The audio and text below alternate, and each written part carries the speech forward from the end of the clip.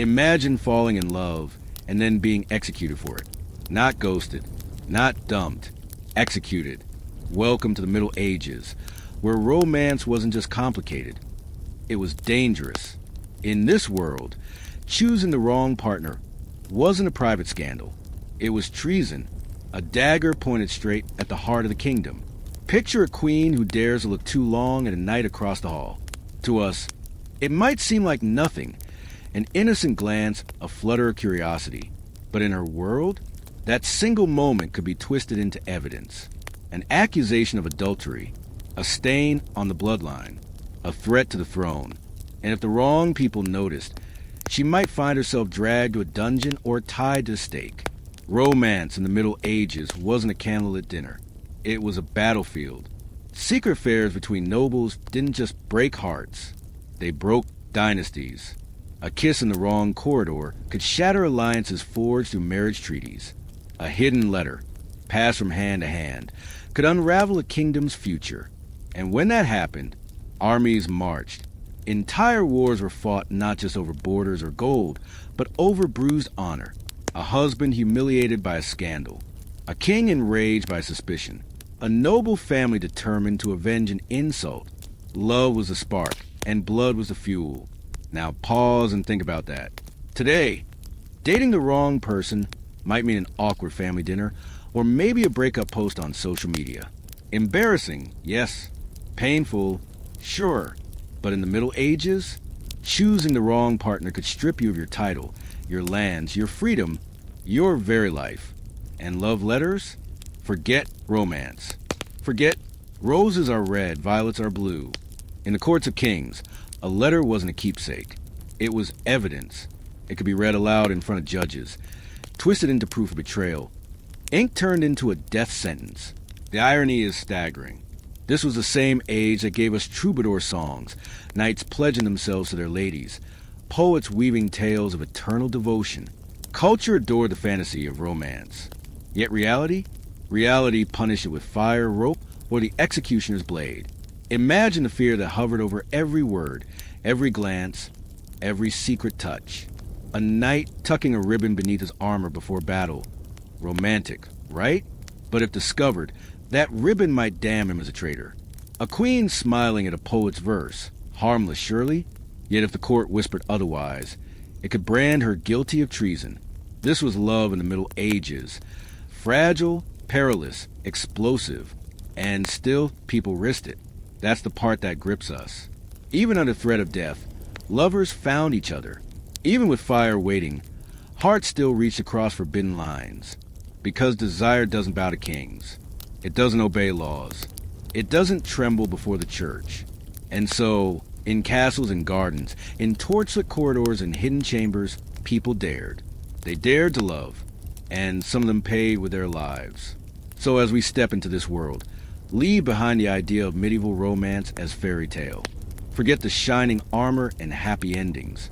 We are entering a world where passion was rebellion, where a secret kiss could be a death warrant, where love itself was treated as a crime against crown, family, and God. This is not a love story. This is survival. And it begins with a single question, one that will echo through every tale we tell. If love could cost you everything, would you still risk it? Picture this. Towering castles scraping the medieval sky, banners flapping in the wind, knights clanking in armor, and peasants hauling grain into the village square. The world looks romantic from the outside. But here's the catch. Romance, the kind we dream of, the kind we read in novels, wasn't even on the medieval menu. Love, in this world, was about as welcome at the dinner table as a hungry wolf. In the Middle Ages, marriage wasn't a story of two people gazing into each other's eyes, whispering promises of forever. No, it was a story of two families staring each other down across a table, haggling over dowries, land rights, and military alliances. Rings weren't tokens of affection. They were contracts, signed, sealed, and delivered. And if you think this sounds cold, it gets worse. Because marriage was rarely about the two people actually getting married. Kings, dukes, bishops, and wealthy merchants treated sons and daughters like chess pieces, sliding them across the board to secure alliances. A king's daughter wasn't his little princess. she was leverage. And if you were unlucky enough to be born noble, your life might look glamorous in silk and jewels. But the price was freedom itself. Now let's stop and ask, what about the rest? The peasants, the farmers, the ones who weren't deciding the fate of kingdoms? Surely, they gotta marry for love, right? Well, kind of. Yes, peasants had more freedom compared to nobles. But don't start cheering yet. Their choices were still chained by necessity. Marry someone who could work the fields. Marry someone who could produce heirs. Marry someone who wouldn't starve with you through the winter. Love might sneak in, but survival called the shots. So whether you wore a crown or carried a plow, the truth was the same. Marriage was a practical transaction, not a passionate union. And into this rigid world stepped the church. Oh yes, the church. The medieval church had its hand in everything. From birth to death, cradle to grave, no step of life escaped its watchful eye. And marriage? It was their golden ticket. They declared it a holy sacrament, sacred and binding, an institution not just of the heart, but of heaven itself. Sounds poetic, right? But don't be fooled. The church's true concern wasn't love or happiness. It was control. By sanctifying marriage, they also claimed authority over it. They decided who could marry, who couldn't, and under what conditions. They policed cousins, annulled unions, blessed matches, and damned others. Love outside their system? Dangerous. A threat to order. They thundered against it from pulpits, equating passion with sin, lust with damnation. Falling in love became not only impractical, it became suspicious. Pause here. Imagine standing in a candlelit cathedral. Stone walls echoing with Gregorian chant. Your dress for your wedding, but instead of excitement, you feel dread. Because the vows you're about to take aren't about your feelings. They're about duty. Your family needs this union. Your land depends on it. Your salvation might even be on the line. That was marriage in the Middle Ages. Let's fast forward and compare. Today, we date. We flirt. We swipe right. We binge rom-coms and argue over whether Ross and Rachel were on a break. Love is everywhere. But in medieval Europe, love was dangerous. Falling in love with the wrong person could ruin a family, topple alliances, even start wars. Falling in love with any person outside the approved list was like smuggling contraband through castle gates. And for nobles, the stakes were even higher. Picture a king carefully negotiating his son's marriage, not to secure happiness, but to secure France's border, or a duchess promising her daughter's hand, not to a kind young knight, but to a much older man with a very convenient army. These unions weren't written in love letters. They were hammered out in treaties, sealed with wax and guarded by soldiers. Now here's the cruel irony. This was also the age when the idea of romantic love was being celebrated in poetry and song. Troubadours sang ballads of knights pining for unattainable ladies. Writers spun tales of longing, devotion, and passion. The culture adored the idea of love, but the society crushed its reality. Courtly love was safe in verse, but lethal in life. And so, a paradox. The people of the Middle Ages dreamed of love through art, but lived in fear of it in reality. It's as if the very thing they romanticized most was the thing they were least allowed to have. Imagine the frustration, the yearning, the whispered confessions in castle corridors. Love stories weren't sweet, they were dangerous. Let's ask the question. If choosing your own partner could shake kingdoms, what hope did ordinary lovers have? Almost none, because the higher the stakes, the harsher the punishment. Marry against your family's wishes? You could be disinherited, locked in a convent, or exiled. Pursue a forbidden romance as a queen? You might lose your crown, or your head. Even for common folk, love outside expectations meant scandal, ostracism, and sometimes worse. And yet, people kept trying. They snuck glances across banquet tables, exchanged letters under cover night, and whispered promises in gardens. Because desire, no matter how forbidden, refused to vanish. It's haunting, isn't it? This sense that love itself was a kind of rebellion. That to follow your heart was to defy family, society, and God's representatives on earth. The medieval world was full of rebels we don't often think about. Not warriors, not revolutionaries, but lovers. Quiet, desperate, brave lovers. Now, step back and think of those lavish medieval weddings. The velvet gowns, the gleaming jewels, the feast with roasted boars and overflowing goblets. To the outside eye, they were spectacles of grandeur, celebrations of unity. But beneath the silk and pageantry lay cold contracts. The I do wasn't whispered from the heart. It was dictated by strategy.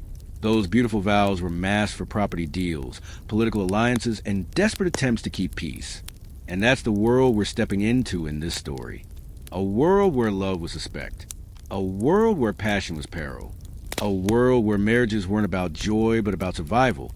Of families, of dynasties, of kingdoms. So ask yourself, if you had been born into this world, what would you have done? Would you follow your duty, marry the person chosen for you, and live a life of loyalty without love? Or would you risk it all, wealth, freedom, reputation, for the forbidden fire of romance? In the Middle Ages, that wasn't just a personal question. It was a matter of life and death. And that right there is the chilling irony. The very era that birthed our modern ideals of romance, chivalry, devotion, eternal loyalty, was also the era that punished real love most severely. Picture the castles again. Hear the songs. Smell the incense from the cathedral. Behind it all, remember the truth. Love wasn't yours to choose. It wasn't a gift. It was a gamble. And most who played lost. Imagine stepping into a medieval courtyard at twilight. Torches flicker against stone walls. A troubadour strums a lute, his voice floating through the air with verses of longing, devotion, and heartbreak. Nobles gather, listening raptly. Ladies sigh. Knights lean in. The words are drenched in passion.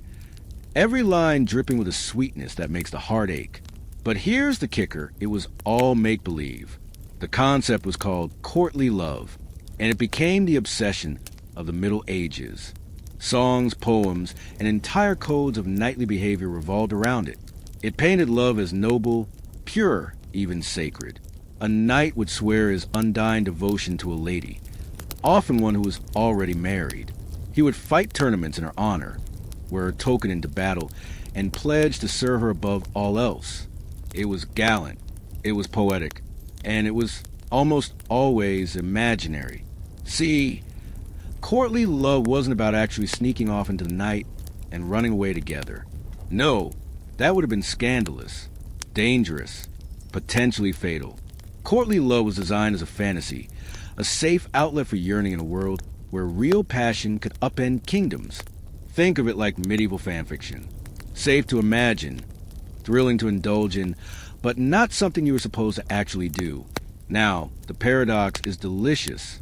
The same society that locked nobles into marriages of political convenience was also inventing an entire culture that glorified romantic longing.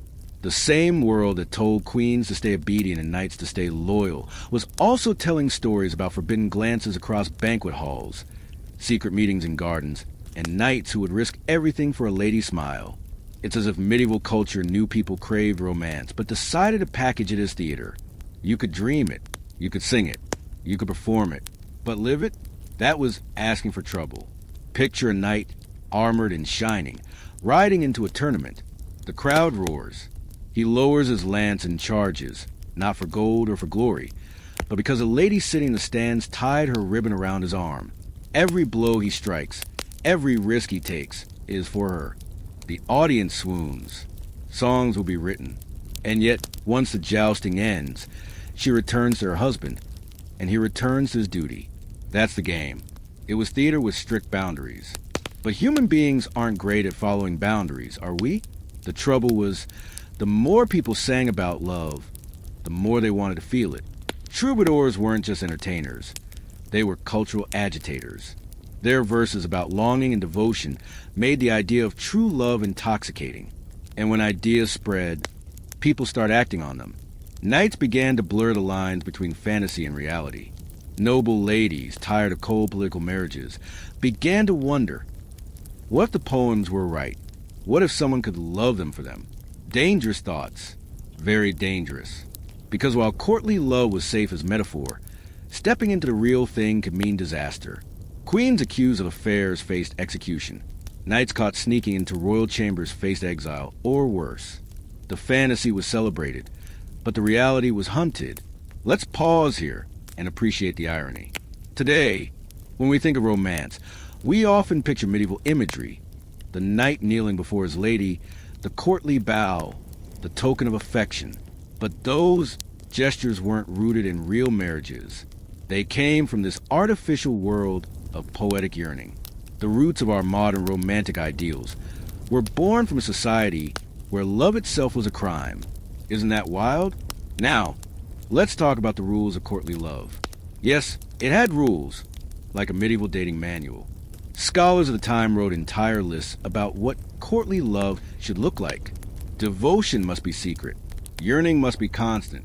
The knight must prove himself worthy through service and loyalty. And the lady? She must inspire but never fully give herself. In other words, it was love without consummation, a performance of endless longing. And here's the strange twist. People loved it. Nobles embraced the rituals. Courts staged performances. Troubadours were rewarded with gold for singing about impossible romances. It became fashionable to pine, to sigh dramatically, to live in a haze of noble yearning. Imagine being at a feast, goblets clinking, minstrels singing, and half the room is performing these elaborate dramas of devotion to people they'll never touch. It was passion as pageantry, desire as entertainment. But again, step too far and it became deadly. Take the example of Eleanor of Aquitaine, one of the most powerful women of the medieval world. Eleanor was both patron and participant in the culture of courtly love. Her court at Poitiers became famous for celebrating chivalric devotion. Knights swore fealty to ladies. Poets spun verses of longing, and the ideals of romance were refined into a kind of social game. But Eleanor also knew the danger. Her own marriages, first to Louis VII of France and later to Henry II of England, were stormy, political, and loaded with betrayal. Her patronage of courtly love might have looked like celebration, but it also created suspicion. After all, when you encourage people to idealize love, how long before they start wanting it for real? And that's the tension. The safe fantasy versus the lethal reality. Now let's be honest. People haven't changed much. Tell us something's forbidden, and suddenly it becomes irresistible. The very fact that romance was dangerous made it more alluring. The poems were supposed to stay on parchment, the songs in the air, but people whispered them in secret, passed letters under doors, and met by torchlight. Because what's the point of fantasy if you never taste it? That taste, though, was risky. Very risky. Here's the dissonance the medieval world lived with. On one hand, the church preached against lust, against passion, against affairs. On the other hand, every banquet, every tournament, every page of poetry was drenched in romantic imagery. Society couldn't get enough of the idea of love, while simultaneously declaring it dangerous. And so, the Middle Ages became a paradoxical theater. Marriage was duty. Courtly love was fantasy. Real love? That was treason. So, picture this closing moment. A knight kneels before a lady, swearing eternal devotion. A troubadour sings of passion. The crowd sighs. The lady blushes. Everyone knows it's just a performance. Everyone knows it's not real. And yet, in the dark corners of castles, behind guarded doors, in whisper exchanges by candlelight, some dared to make the fantasy real. And when they did, kingdoms shook. Because in the medieval world, longing was celebrated. Love was sung about. But living it, that was the most dangerous act of all. Picture this, a medieval banquet. Golden goblets glinting in torchlight. Nobles laughing a little too loudly, their voices echoing off cold stone walls. Music swells, a soft lute in the corner. And across the hall, two pairs of eyes lock. Just for a second. Just long enough to spark something dangerous. That glance, that flicker of longing, it wasn't just flirting. In the Middle Ages, it was practically an act of war. Because when love stopped being a song and started being lived, it became rebellion. Think about it. A nobleman or noblewoman wasn't free to follow their heart. Their heart wasn't even theirs. It belonged to their family, their estate, their dynasty, their kingdom. Choosing passion over duty was a romantic, It was treason, and treason had consequences. Imagine a young daughter of a count, caught sneaking notes to a knight. Today, you'd roll your eyes and say, oh, teenage drama. Back then, that drama could dismantle an alliance, spark inheritance wars, or insult a rival house powerful enough to crush your family. So what happened to these rebellious romantics? Often they disappeared. Some were locked away in convents, for their own good, of course. Translation: out of sight, out of scandal. Nuns' veils became prison for girls who dare to fall in love. Can you picture it? Candlelit halls, silent prayers, and a lifetime of regret, all because they chose passion over politics. And what about the men? Knights who dreamed too boldly?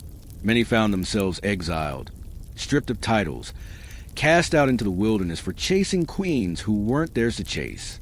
Exile was the lucky outcome. Others face a sword. Because let's not sugarcoat this. Love wasn't just forbidden fruit. It was political treason in disguise. Pause for a moment. Imagine walking through a medieval castle at night. The air is damp. The torches sputter. Shadows crawl across the walls. Somewhere in those halls, whispers travel. Servants gossip about the queen's secret admirer. A guard swears he saw a knight sneaking out of her chamber.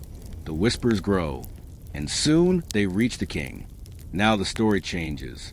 What began as romance becomes conspiracy. What began as longing becomes a threat to the throne. Because here's the brutal truth. Love affairs weren't just personal betrayals. They were political weapons. An affair could be twisted into a plot against succession. A flirtation could be painted as treachery. The personal was never just personal. And when the accusation of treason entered the picture, the punishment was merciless. Consider how fragile medieval politics really were. One misplaced marriage could cause a kingdom to crumble. One secret affair could make allies into enemies overnight. That's why romance was treated like rebellion. Because in a world built on alliances, loyalty, and carefully balanced treaties, following your heart was like tossing a torch into a room full of gunpowder. Let's add a little sarcasm here. Imagine your parents telling you who you can or cannot date. Annoying, right? Now imagine your choice sparking a civil war. That's medieval romance in a nutshell. And it wasn't just nobles under scrutiny. Even whispers among lesser aristocrats carried consequences. A minor lord's son marrying the wrong girl could ruin his inheritance, insult neighboring houses, and trigger vendettas that lasted generations. Love wasn't seen as personal freedom. It was seen as an insult that demanded revenge. Now, here's the twist. Despite the risk, or maybe because of the risk, people kept trying. Lovers met in gardens under moonlight. Knights slipped into darkened chambers. Letters were hidden in sleeves, tucked beneath goblets, smuggled by servants. The secrecy made it intoxicating.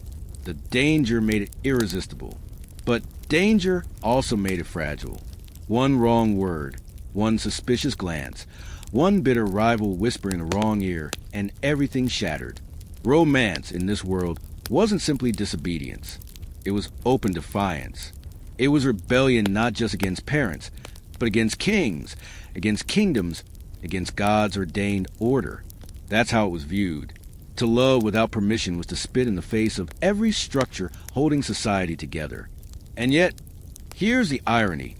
This defiance is exactly what makes these love stories so haunting. The stakes weren't a broken heart. The stakes were imprisonment, exile, execution. Picture again that banquet hall. Two lovers daring to meet each other's gaze. They know the risk. They know the walls have ears. And still, they look, because in that single glance lies defiance. In that glance lies rebellion. Now, let's ground this with examples. Not names yet, just patterns. A princess confined to a convent for falling for a common knight. A queen accused of treachery because her loyalty to her husband was questioned. A nobleman stripped of lands for choosing passion over a politically advantageous marriage. These aren't fairy tales. These were common enough that everyone in medieval Europe knew the rules. Break them, and you paid. So why did they keep doing it? Because love is stubborn. Because desire doesn't bow to kings or priests. Because even in a world of contracts and treaties, people wanted more. They wanted connection. They wanted passion. They wanted something real. And that's the beauty and the tragedy of medieval romance. It was rebellion, pure and simple. Rebellion written in letters, whispered in halls, etched into glances across crowded feasts. Now, step back for a moment. Today, if you fall in love with the wrong person, maybe your parents get annoyed. Maybe your friends gossip. But in the Middle Ages, falling in love with the wrong person could destroy families, kingdoms, and lives. And yet, despite it all, people risked everything. That's what makes this period so compelling. Romance wasn't just a story. It was an act of defiance. And every time a knight lifted his eyes toward a queen, every time a daughter defied her father, every time a whisper of love passed through a castle, rebellion was in the air. So the stage is set. We've left the realm of poetry and fantasy. We've stepped into a darker, more dangerous arena, where romance doesn't just inspire songs, it inspires conspiracies, where passion doesn't just warm the heart, it threatens to topple thrones. And the question we leave hanging here is this. If love itself is rebellion, what happens when rebellion spreads? When the whispers turn into scandals, and scandals turn into crises? That is where the real stories begin.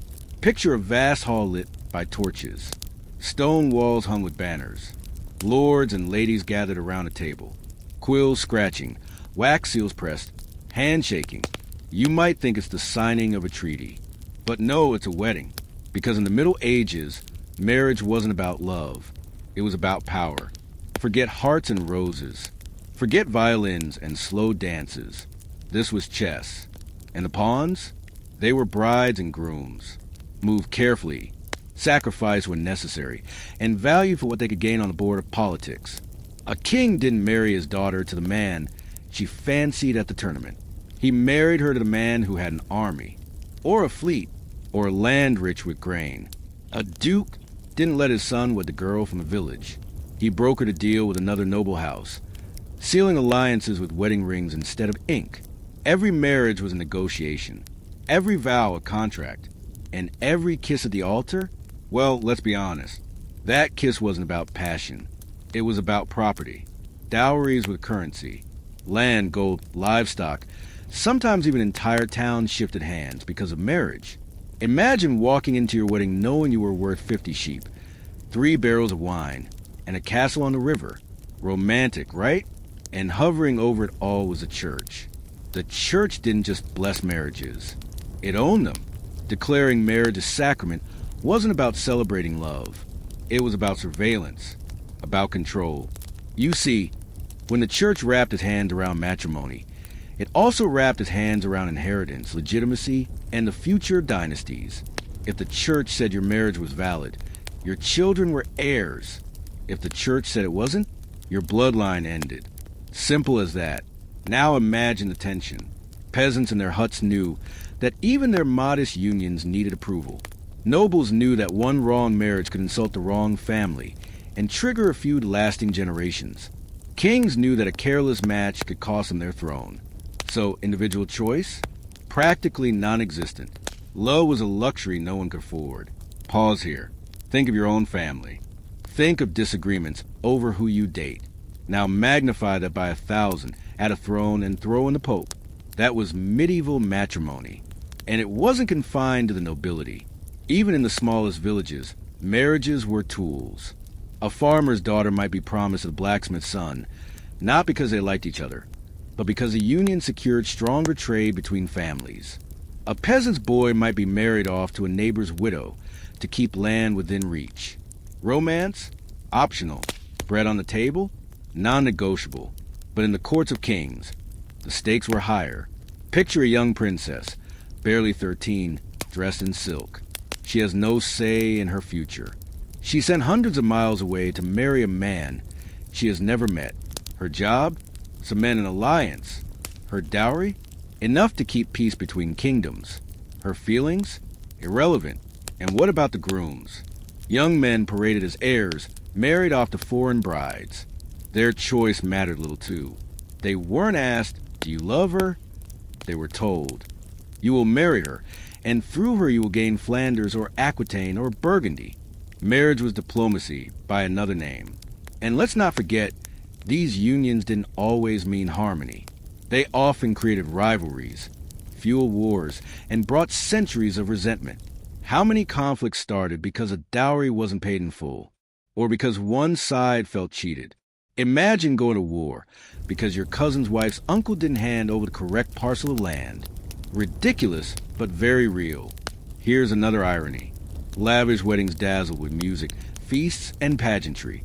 Crowds cheered, priests blessed, and nobles toasted. To the outside eye, it looked like joy, but beneath the velvet and jewels was ice. The smiles were masks. Behind every celebration was a cold calculation. What do we gain from this union? And if the answer was not enough, the marriage could be annulled.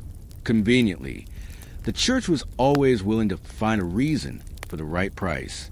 Incest? Suddenly discovered. Consummation? Claimed invalid. One papal decree could unravel a lifetime together. So where does love fit into this? It didn't. At least not officially. Love was destabilizing. Love could make a noble reject a powerful match for a poorer one. Love could make a queen stray, threatening the legitimacy of heirs. Love could make a king reckless, waging war for passion instead of politics. In short, love was dangerous. And that's why the system worked so hard to smother it. Picture the family crest stitched on banners, the coins exchanged, the contracts sealed with wax. That was the true face of medieval marriage. Romance wasn't just rare. It was practically a ticking time bomb. Because every now and then, someone tried. Someone defied the rules. Someone chose passion over politics. And when they did, the consequences were catastrophic. Think of daughters locked away in convents for following their hearts. Think of knights stripped of their titles for daring to love the wrong woman. Think of entire kingdoms shaken because one prince or princess refused to play the game. Marriage was a cage. Love was a rebellion. And in a world built on contracts, alliances, and holy approval, rebellion could topple everything. So remember this when you think of medieval weddings. They weren't about hearts joining. They were about borders secured. They weren't about happily ever after. They were about peacefully for now. And as we'll see, this cold, calculated system, this politics of matrimony, was a backdrop against which the most dangerous romances of the Middle Ages unfolded. Because when you trap the heart in chains long enough, eventually it breaks free. And when it does, kingdoms fall. Picture this, a grand cathedral. Stone pillars stretching toward heaven. Candles flickering in the gloom. Priests in heavy robes chanting in Latin. And in the middle of it all, two trembling people about to be married. Now pause. Do you think this is about their love? Their choice? Their future happiness? Not even close. Because in the Middle Ages, the Catholic Church wasn't just a bystander to marriage. It was a referee, the gatekeeper, and the all-powerful matchmaker. The Church declared marriage a sacrament, holy, eternal, unbreakable. And by doing so, it grabbed hold of the institution with iron fists. Who could marry? The Church decided. When could they marry? The Church decided. What counted as a valid union? Yes, the Church decided. And if you dared to defy them, if you married outside their blessing, you weren't just breaking the law. You were breaking God's law, which, in medieval Europe, was far worse. Let's start with the banns. The Church loved banns. You couldn't marry someone too closely related. Not your cousin, not your second cousin, sometimes not even your third. These rules weren't about protecting bloodlines from awkward inbreeding. They were about control. The stricter the bans, the more you needed the Church's permission to bend them. And guess what? That permission wasn't free. Dispensations to be bought, negotiated, granted as favors to kings and dukes. A marriage that would have been incestuous yesterday could suddenly become holy tomorrow if the right strings were pulled or the right amount of gold exchanged hands. So much for divine purity. Then came annulments. Oh! Annulments were the Church's favorite party trick. Imagine being told your marriage, the vows, the children, the years together didn't count, that it was erased, declared invalid as if it had never happened. Convenient, right? Especially for kings who wanted to dump wives who didn't produce heirs, or nobles chasing new political alliances. Henry VIII might be the poster child for the centuries later, but he wasn't unique. Medieval rulers before him begged, bribed, and bullied the church for annulments. And the church, oh so pious, found reasons. Suddenly you were too closely related, or the marriage wasn't properly consummated, or one of you hadn't given proper consent. Easy fixes for very complicated politics. Of course, for ordinary people, annulments were a nightmare. A husband could claim his wife had tricked him and have the union erased. A wife could be left abandoned, children declared illegitimate, futures shattered. The church's courtroom was as much about manipulation as morality, and hovering over everything was the threat of excommunication. Refuse to play by their rules, and you weren't just barred from church. You were barred from salvation itself. Imagine living in a society where being cut off from the church meant being cut off from heaven. Terrifying. Families collapsed under that threat. Kings trembled. Nobles bent the knee. Because excommunication wasn't just spiritual, it was social death. But here's where the story twists. The church, for all its thunder against passion and lust, couldn't stop fueling the very thing condemned. Think about it. Priests preached against adultery, warning of hellfire. Yet those same sermons were drenched in imagery of longing, temptation, and desire. Preachers painted sin in such vivid colors that people couldn't stop imagining it. They warned against yearning, while planting it in the minds of everyone listening. And it wasn't just sermons. The church's rituals themselves carried undertones of romance. Wedding ceremonies wrapped couples in symbolism of unity, loyalty, and eternal devotion. Priests spoke of marriage as sacred love, even while denying that actual love mattered in choosing a partner. Irony dripped from every holy word. Even literature inspired by the church often echoed romantic ideals. Religious plays and moral tales included themes of devotion, sacrifice, and longing. Saint stories sometimes read like romances, with passion sublimated into divine love, the line between sacred and secular blurred, feeding the cultural imagination. So on one hand, the church outlawed romance. On the other, it practically marketed it. Now, picture the contradiction in everyday life. A young couple in a village falls in love. They want to marry, but first, they need permission. They need to prove they're not too closely related. They need to have their union blessed. Their happiness? Secondary. Their obedience? Essential. Or picture a noble family. They've arranged a marriage to secure lands. The couple has no affection for each other, but that doesn't matter. What matters is that the church approves. Without that stamp of holiness, the marriage doesn't exist. And yet people still longed. People still loved. And they looked to the same church that told them no for inspiration. Imagine the dissonance. Sermons warning against lust one Sunday.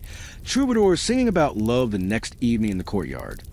Both drenched in the same kind of poetic longing. Here's the humor of it. The medieval church was basically the worst dating app in history. Strict rules. Constant surveillance. Swipe right? Only if your cousin is within 7 degrees of separation. Swipe left? Better get a dispensation first. And if you dared to meet someone without the church's approval, forget ghosting. You got excommunicated. But behind the humor was fear. Real fear. The church's grip was suffocating. People believed their eternal souls were at stake. Families bowed to its authority. Kings reshaped kingdoms around its decrees. And at the heart of it all was this bizarre contradiction. Love, the most human of instincts, was treated as a crime unless it marched to the church's drum. And yet, the church failed spectacularly at its mission to suppress desire, because desire doesn't vanish under rules. It grows. It sneaks through cracks. It finds a way. Every ban, every thunderous sermon, every excommunication only made people more determined to feel, to risk, to rebel. So the church stood as both jailer and muse. It caged love, yes, but it also gave it language. It tried to smother passion, but ended up feeding the fire through ritual, story, and fear. It claimed to control desire, but in reality it magnified it. That's the paradox of medieval love under the church's watchful eye. Passion was sin. Romance was suspect. Marriage was duty. But at the same time, the church's grip created a culture obsessed with love, endlessly talking about it, warning against it, and accidentally celebrating it. And so, as we step deeper into the story, remember, love in the Middle Ages wasn't just about two people. It was about God, about salvation, about obedience. The church cast itself as the ultimate matchmaker, the moral police, the judge and jury. But love? Love had a way of slipping past even the holiest walls. Picture this: a medieval castle at night. The feast is over. The torches burn low. The corridors echo with silence, broken only by the shuffle of armored guards and the rustle of silk against stone. And somewhere in those shadowed halls, a queen and a knight pass each other by, their eyes locking just a second too long. That second, that tiny spark, it could ignite catastrophe. Because in the Middle Ages, queens and knights weren't just figures of romance. They were pawns of politics. And when duty clashed with desire, entire empires trembled. Let's start with Eleanor of Aquitaine, a woman whose life could fill volumes of scandal, power, and legend. She was Queen of France, then Queen of England, one of the most powerful women in Europe. Intelligent, charismatic, restless, and rumor loved her. Her first marriage, to Louis VII of France, was cold and bitter. Louis was pious, rigid, almost monk-like. Eleanor? Fiery, passionate, politically ambitious. Their union was supposed to strengthen France, but instead it bred tension. Whispers spread of Eleanor's flirtations, of her charisma drawing knights to her side like moths to a flame. Were the rumors true? Maybe, maybe not. But in the medieval world, rumors alone were deadly. Eventually, her marriage to Louis crumbled. She secured an annulment, rare, difficult, scandalous. And within weeks, she married Henry Plantagenet, the future Henry II of England. That single choice reshaped European history. Eleanor brought with her vast lands in Aquitaine, shifting power from France to England. Her personal life altered the balance of kingdoms. And yet, Eleanor's second marriage was no fairy tale either. Henry was brilliant but brutal, ambitious but unfaithful. Their union burned with both passion and conflict.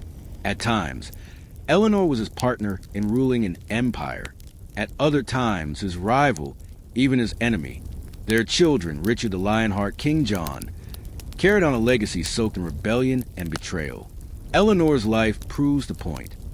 When queens acted on desire, whether in marriage or beyond it, the entire chessboard shifted. One woman's choices weren't just personal. They were political earthquakes. But Eleanor was not alone.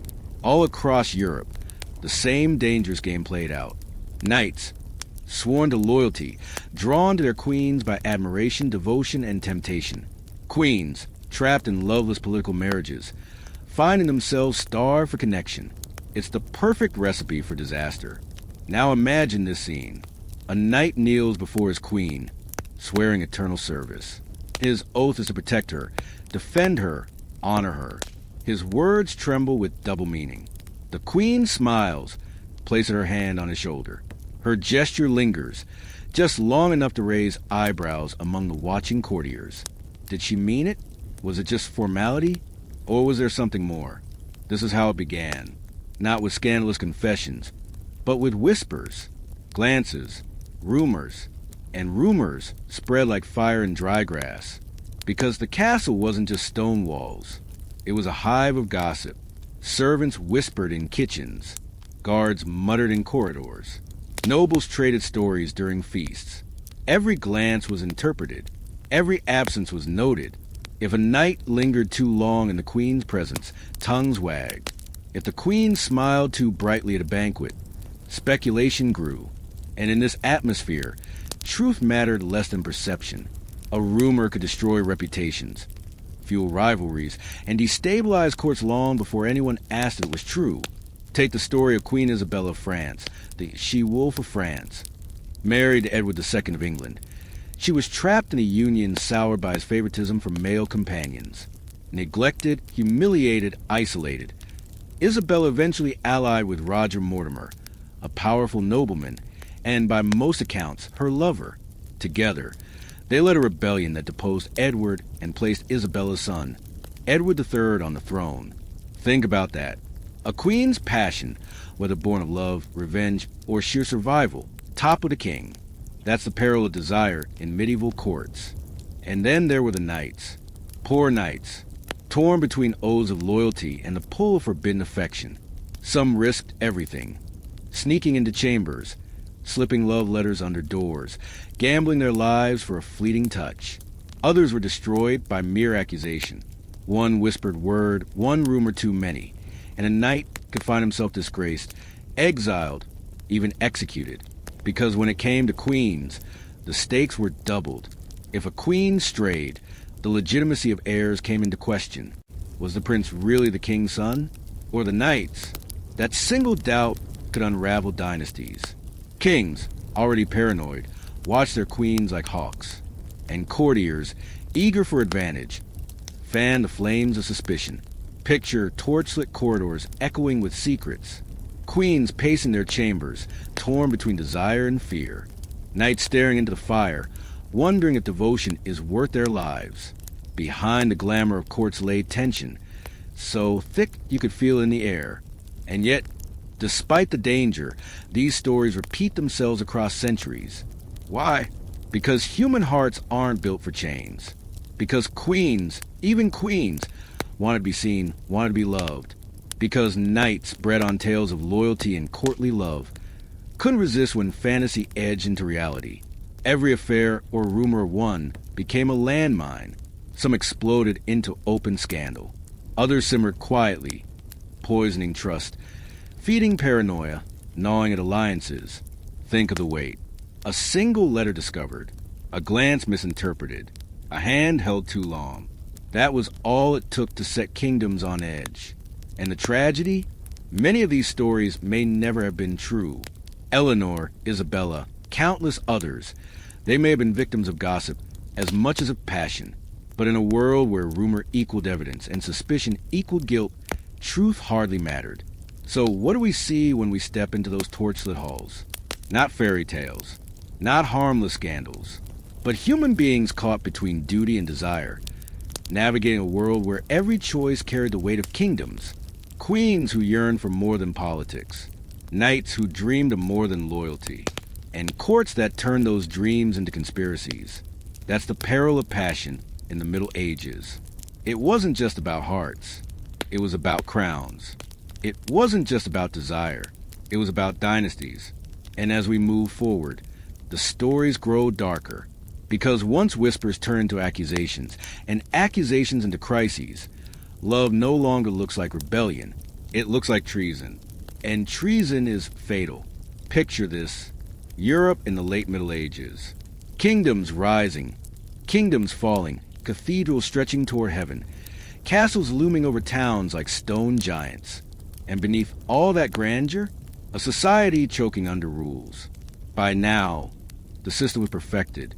Families had learned the art of marrying for profit. Kings had mastered the game of using daughters and sons as pawns on a political chessboard. The church had cemented its grip, blessing some unions, condemning others, and punishing desire with the fury of God himself. Love wasn't just discouraged.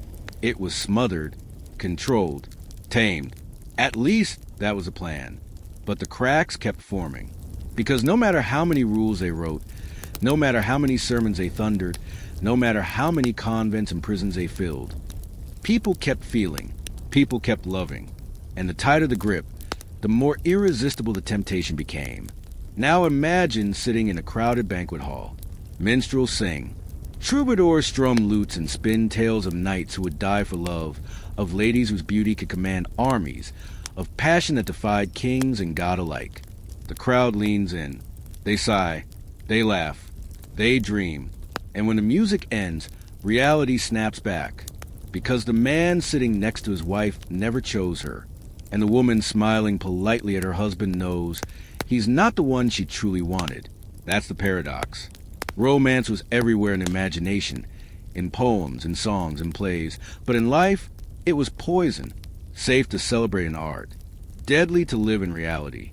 Let's be clear. Courtly love wasn't harmless entertainment. It was gasoline. Every song, every poem, every whispered tale planted dangerous seeds in the minds of nobles and commoners alike. seeds of longing, seeds of rebellion. And when those seeds sprouted, the consequences were catastrophic, because forbidden love was no longer seen as a private sin. It became conspiracy, betrayal, treason. Think of it. A queen accused of loving a knight? Suddenly, the legitimacy of heirs was questioned. Was the prince truly the king's son or the knight's? That doubt alone could topple dynasties.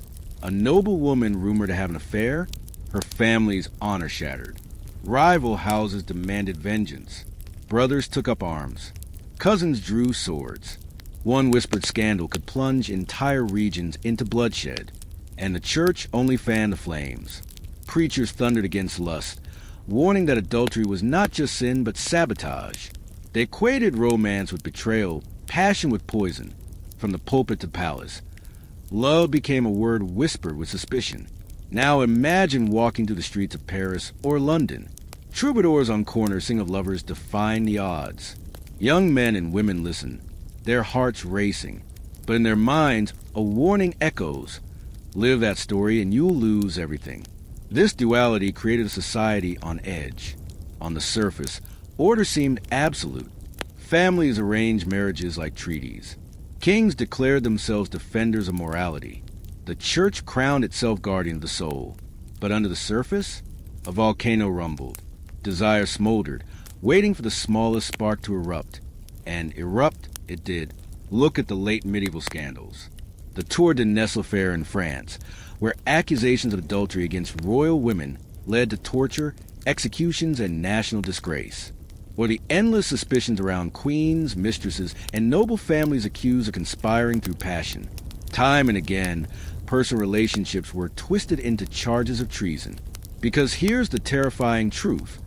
Once romance was seen as rebellion, it could be used as a weapon. Enemies didn't need proof. They only needed rumor. Accuse someone of an affair, and suddenly you weren't just attacking their reputation. You were branding them a traitor. It was brilliant in its cruelty, and devastating in its effect. Pause here. Think about what that means. Imagine living in a world where falling in love could be treated like plotting to overthrow a king, where desire itself was as suspicious as daggers hidden beneath cloaks, where passion could be equated with treachery. That's the late medieval world. Now, let's add another layer. The rise of literature. Stories like Treason and Isolde spread across Europe, dramatizing doomed love, forbidden passion, betrayal wrapped in beauty. These tales became cultural obsessions. Everyone knew them. Everyone whispered about them. And everyone secretly wanted to live them. But living them meant death. Because by the 15th century, the stage was set. The rules were rigid. The fantasies were irresistible. And every person in the court knew. The wrong glance, the wrong smile, the wrong rumor could be your undoing. Picture a young noblewoman, sitting at a feast, listening to a troubadour sing of love defying kings. Her cheeks flush. She dreams for a moment. Then she catches herself because she knows. If anyone thinks she admires the wrong man, her life is over. Picture a knight, staring at his queen from across the hall. His oath is loyalty. His heart is fire. One step toward her, and his loyalty becomes treason. This is where art and reality collided. Songs taught people to dream. Rules taught people to fear. And between those two forces, entire kingdoms shook. So by the late Middle Ages, love itself had become a kind of powder keg. Romantic longing, once celebrated in poetry, was now a weapon in politics. Accusations of passion became tools to destroy rivals. Whispers of desire became justifications for executions. And that's the cliffhanger. The rules were in place. The fantasies were alive. The stage was perfectly set. And in the chapters that follow, we'll see what happens when whispers turn to scandals, when scandals turn to conspiracies, and when love, finally, explodes into treason. Because in the medieval world, romance was no longer just dangerous. It was deadly. Picture this, the royal court. Marble floors polished to a mirror shine. Courtiers whispering in corners. Banners swaying gently in the draft of the great hall. To the outside eye, it looks like order, like strength, like safety. But listen closer. That whisper in the corner, that sideways glance, that muffled laugh behind a fan, those are not harmless. Those are weapons, because in the late Middle Ages, romance itself became a crime. Not a legal crime, written neatly into law codes. A whispered crime, an invisible crime, a crime of suspicion, a crime where evidence wasn't needed. Rumor alone could convict you. And in the royal courts, where paranoia lurked behind every gilded tapestry, a single whisper of love could topple dynasties. Imagine being a queen. You are married not for love, but for alliance, for land, for politics. Your life is measured in heirs and loyalty, in how well you serve as a symbol. You are watched, constantly, by servants, by guards, by your husband, by God himself, or so they told you. And then one glance too long at a night across the hall. One smile held a fraction longer than it should. That's all it took. The whisper began. Did you see? The queen lingers near him. And once the whisper started, it never stopped. Knights and queens became the archetype of suspicion. Knights were sworn to loyalty, sworn to protect, sworn to serve. But they were also young, brave, sometimes handsome, and dangerously close to lonely women trapped in loveless marriages. The chemistry was inevitable. The suspicion, unstoppable. And kings knew it. Kings feared it. Because for them, it wasn't just about jealousy. It was about lineage, about succession, about power. If a queen strayed, even in rumor, the legitimacy of heirs was poisoned. Was the prince really the king's son? Or the knight's? That question alone could unravel an entire kingdom. So love, or the idea of love, became treason. Picture a feast. Goblets raised, music echoing, laughter booming. And yet, beneath it all, a constant hum of paranoia. Every smile weighed, every gesture noted, every absence from the queen's chambers reported. Courtiers thrived on suspicion, feeding it like carrion birds. Because in this world, gossip wasn't just entertainment. It was currency. And castles, once symbols of safety, became cages. Thick walls kept enemies out, yes, but they also trapped rumors in. Now, let's step deeper into that cage. Imagine a knight, loyal, fierce, bound by oath to serve his king. But every day he sees a queen. Every day he watches her suffer through duty, through cold politeness, through isolation. He dreams of her. Maybe he writes verses in secret. Maybe he wears her colors in the tournament. Maybe, just maybe, he lets his devotion slip into words. One poem, one token, one midnight meeting. And suddenly, he's not a knight anymore. He's a suspect. Because in this atmosphere, love letters weren't sweet. They were evidence. A knight's devotion wasn't noble. It was incriminating. And once accused, innocence didn't matter. The danger wasn't just that romances happened. It was that people believed they happened. Rumors carried more weight than truth. Facts were flimsy. Gossip was iron. And in the paranoid halls of power, a single whisper could echo louder than 1,000 odes. Think about it. Today, a rumor about romance might ruin your reputation. Back then, it could ruin your life. A queen accused of an affair could lose her crown. A knight accused of desire could lose his head. And sometimes, no one even bothered to ask if it was real. That's what made it chilling. Desire itself, even imagined, was treated as proof. If you looked too fondly, if you smiled too warmly, if someone claimed they saw you in the wrong place at the wrong time, you were guilty in the eyes of the court. So romance became a trap. Not freedom, not joy. A trap sprung by suspicion. And suspicion was everywhere. Courtiers schemed, rivals whispered, enemies plotted. If they wanted to take you down, they didn't need armies. They just needed gossip. Accuse the queen of infidelity, and the king would do the rest. Accuse a knight of betrayal, and his loyalty was already questioned. It was politics dressed up as passion. But passion made the accusations believable. Everyone wanted to believe the scandal. Everyone leaned in at the feast, eager for the latest rumor. Because in a world of strict rules, gossip about forbidden love was both thrilling and terrifying. And so, castles became theaters of paranoia. Queens pacing their chambers, dreading whispers they couldn't silence. Knights walking tightropes between devotion and suspicion. Kings watching, waiting, doubting. never sure the heir in the cradle was truly theirs. Love wasn't freedom. It was a crime waiting to be punished. Let's pause here. Imagine walking through a castle corridor at midnight. The torches sputter. The shadows are long. Every step echoes. You hear a faint laugh behind a closed door. Was it innocent? Was it treason? In this world, there was no difference. That's how fragile it was. And that fragility infected every level of court life. From the grandest queen to the lowliest squire, romance was a risk too great to bear. Some still dared. Some whispered in gardens or slipped notes between goblets or met in chapels after midnight. But most lived in fear. Fear of being seen. Fear of being accused. Fear of being destroyed by nothing more than words. This was the moment romance crossed the line. No longer a fantasy in poetry. No longer a harmless sigh at a feast. Now it was public danger. A spark that could ignite dynasties, topple crowns, and end lives. So picture the castles again. Towering, imposing, safe from the outside world. But inside, the true enemy wasn't armies. It was suspicion. Whispers. Rumors that slipped through keyholes and spread like fire through dry halls. And the victims? Lovers, perhaps. Or maybe just the accused lovers. It didn't matter. Because in the Middle Ages, love itself had become treason in disguise. And treason? Treason never ended well.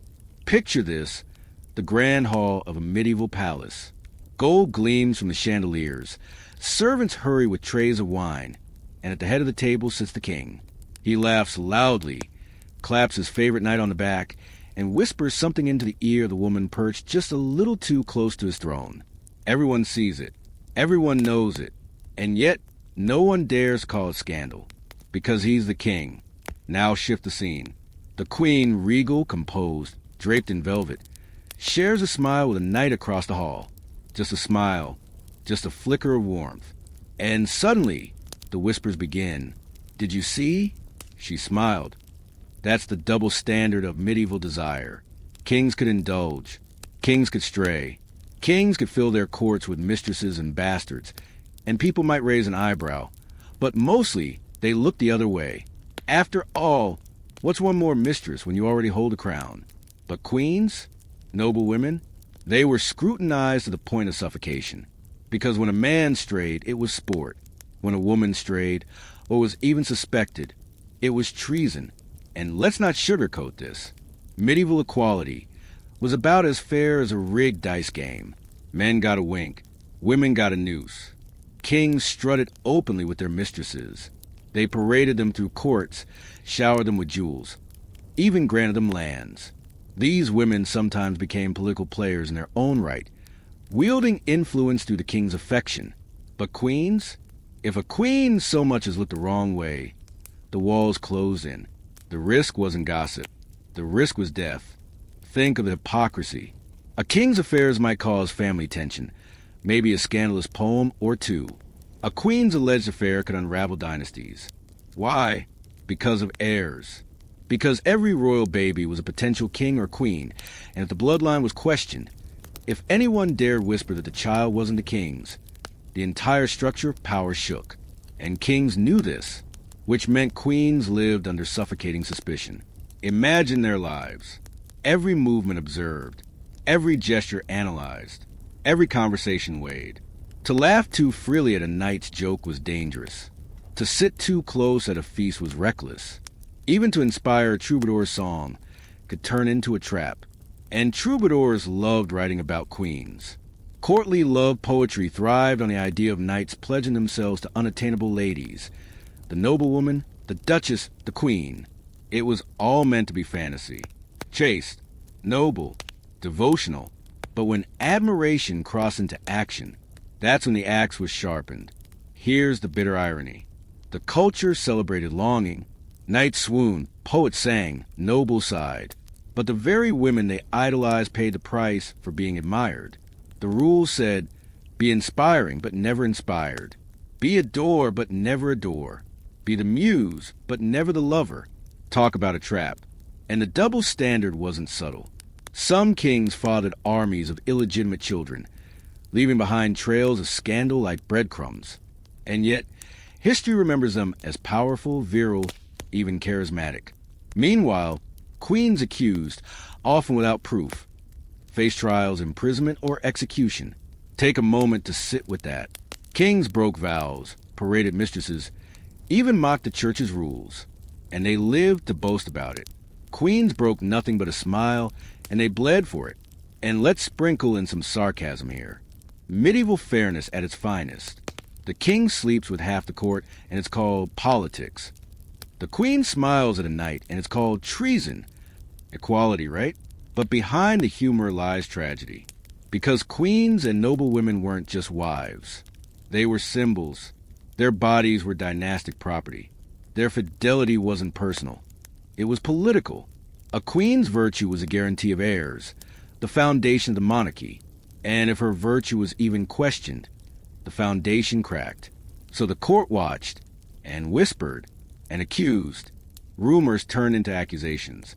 Accusations turned into trials. And trials, more often than not, ended in blood.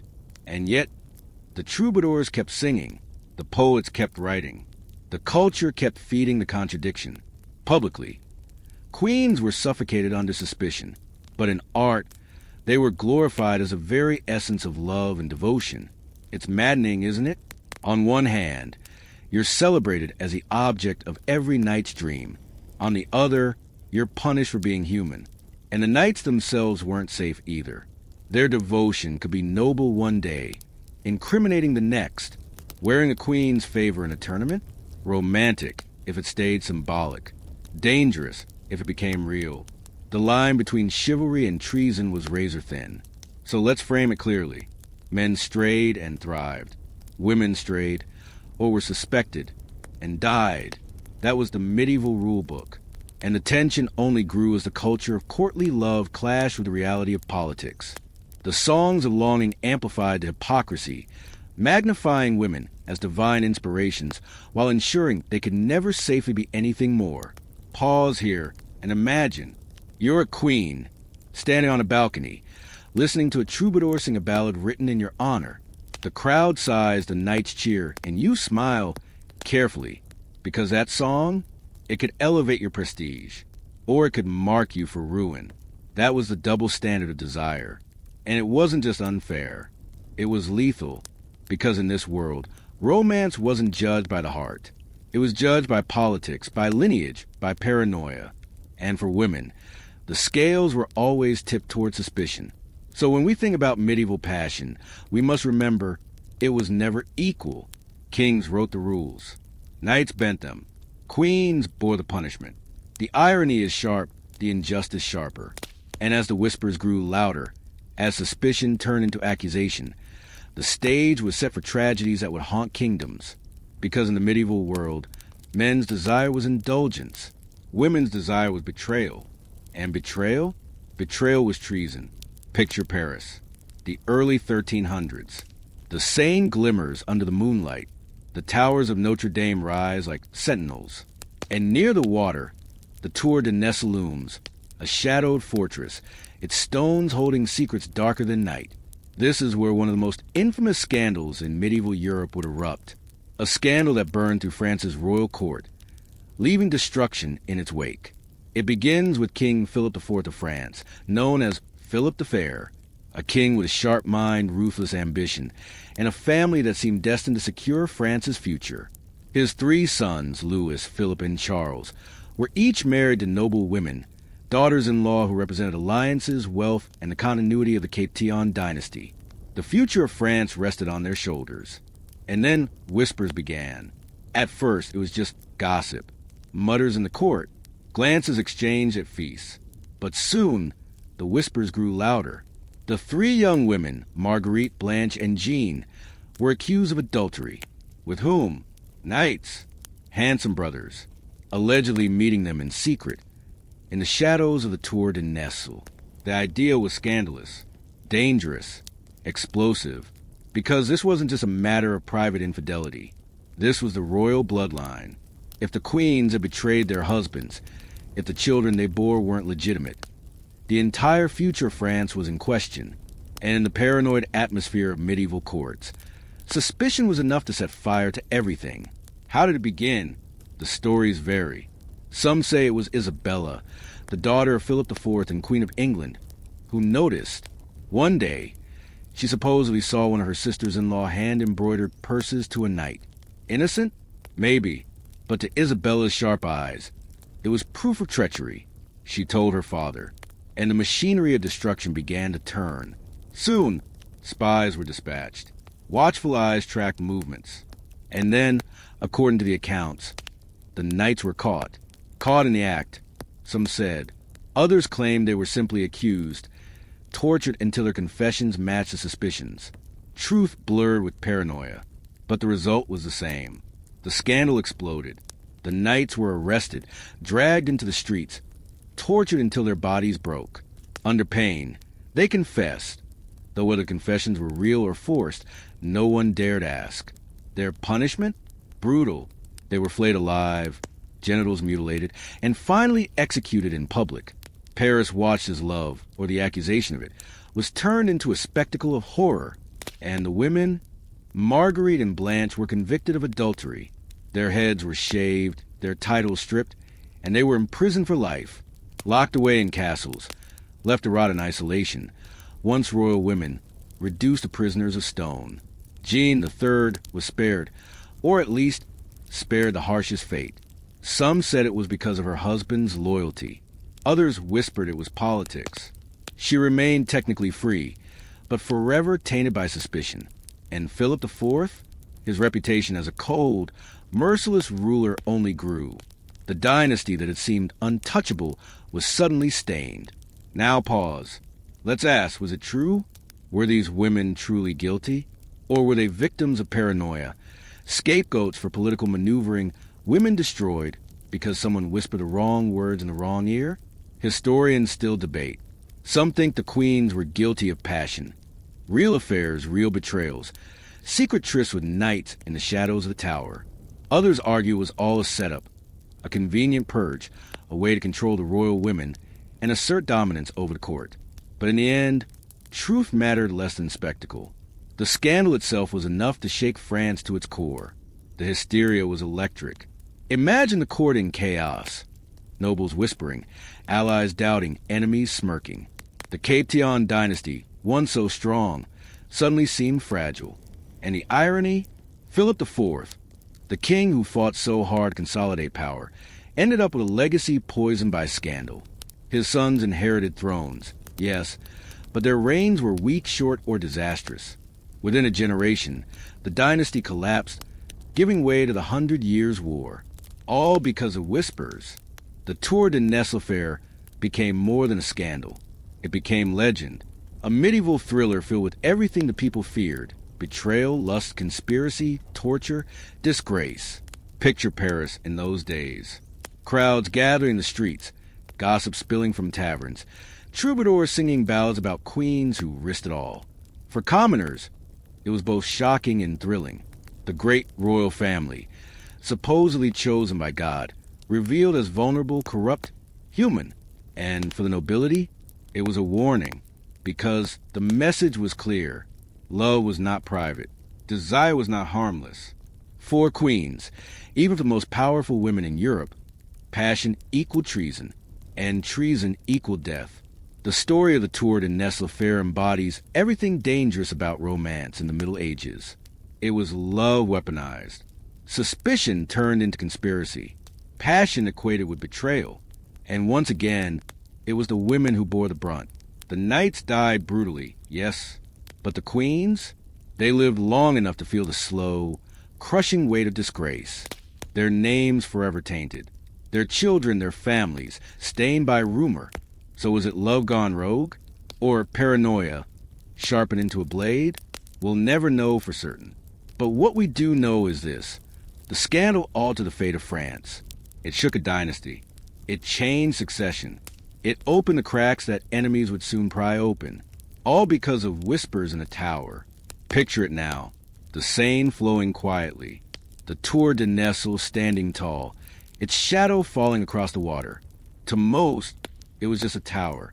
To history, it became the stage for one of the darkest dramas of love, betrayal, and paranoia. The scandal set France ablaze. and in its ashes one truth glowed bright. In the Middle Ages, love wasn't just risky, it was fatal. Picture this, the candlelit hall. The air is heavy with smoke from torches. A troubadour strums a lute, his voice spilling over the crowd with verses of passion, devotion, and sacrifice. He sings of a knight who worships his lady from afar, of a queen whose beauty inspires loyalty greater than fear of death, of love so pure it transcends duty, law, even God. The hall sighs, the nobles smile, hearts race, and somewhere in the shadows, a courtier leans close and whispers, "Did you hear who that song was really about?" That's how quickly fantasy bled into politics. Because troubadour poetry wasn't just entertainment, it was dynamite. For generations, these songs had glorified love as noble, even sacred. They told knights to devote themselves utterly to their ladies. They painted queens as radiant muses, untouchable and divine. They wrapped passion in silk, coated it in gold, and offered it up as culture. But here's the twist. When those ideals crept out of poems and into life, they became weapons. The same love letter that once made a lady swoon could now send her prison. The same verse that painted a knight as loyal could mark him as a traitor. Because in the paranoid world of medieval courts, yearning wasn't noble. It was incriminating. Think about it. Courtly love told knights, devote yourself to your lady. But what if that lady was a queen? What if your devotion was too obvious, your admiration too visible? Suddenly, you weren't a loyal knight. You were a rival to the king. And the queen? She wasn't a muse anymore. She was a conspirator. Picture a queen receiving a poem, a harmless verse, flowery lines about beauty, loyalty, eternal love. She hides in her chambers, blushing as she reads again and again. Sweet, right? Romantic? Now picture that same poem discovered by a rival. Suddenly it's not poetry. It's evidence. A single sheet of parchment becomes proof of adultery, proof of treason, proof that the queen is dangerous, that her knight is plotting, that the throne itself is under threat. That's the irony of the Middle Ages. The very culture that celebrated love also sharpened it into a blade. Troubadours weren't just singers. They were agitators. Their verses spread ideas, fueled imaginations, stoked desires. And once those desires clashed with politics, the songs themselves became dangerous. Imagine a banquet. A poet recites lines about a noble lady more radiant than the moon. Everyone claps. Everyone nods. And then someone whispers, "Wasn't that clearly about the Duchess? Or maybe the Queen?" The room goes silent. Because if the poem was about the Queen, it wasn't just art anymore. It was accusation. And that's where paranoia took root. Courts began to treat admiration itself as a threat. To glance too long. To exchange too many words. To write too many verses. These things, once symbols of devotion, now smelled a conspiracy. And paranoia has a way of spiraling. Love letters became contraband. Hidden, smuggled, feared. Found letters were read not as expressions of feeling, but as codes of treachery. Romantic gestures, a token carried into battle, a ribbon tied around a knight's arm, turned into warnings of disloyalty. And when accusations began, trials followed. Picture the scene. A dark chamber. The accused dragged forward. On the table, letters, poems, ribbons. The prosecutor doesn't speak of love. He speaks of plots. He points to verses as evidence. He calls devotion treachery. He paints yearning as rebellion. And the accused may be guilty, may be innocent. It doesn't matter. Because once desire was framed as conspiracy, truth was irrelevant. That's the bridge we cross here. From the dreams of troubadours to the reality of treason trials. From verses sung in candlelight to torture chambers echoing with screams. And the irony is breathtaking. The same society that couldn't stop singing about love also couldn't stop punishing it. The same courts that rewarded poets for praise and devotion also executed nobles for living it. It's almost laughable if it weren't so bloody. Think of the contradiction. A knight raises his lance in a tournament, declaring he rides for his lady. The crowd cheers. The troubadours compose songs. The culture applauds. But if that same knight dares whisper the same devotion in private, if he dares to turn verse into reality, suddenly he's a traitor. Applause in public, execution in private. And what about the women? They bore the sharpest edge of this blade. Queens, duchesses, noble women, adored in song, destroyed in life.